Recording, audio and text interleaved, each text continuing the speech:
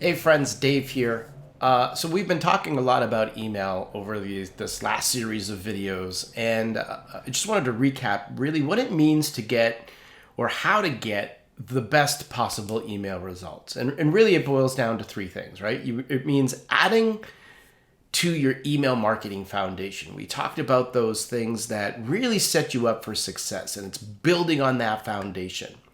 You've got this opportunity to get to this next best level by taking the guesswork out of the data that you have by using artificial intelligence. When you use that, it helps you process things in a way that you never would have been able to do before. And it allows you to uncover things and uncover sales in a way that you wouldn't have.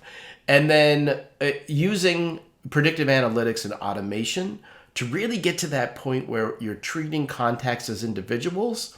That's going to allow you to get the best possible results because you're figuring out what somebody needs, you're predicting what they're going to want next, and then you're automating that process, so you're eliminating the need for you to do additional work to get these results. Just something to think about there. That's how you start to get the best possible email results. Again, wherever you are in this journey, do what you can and grow as you can.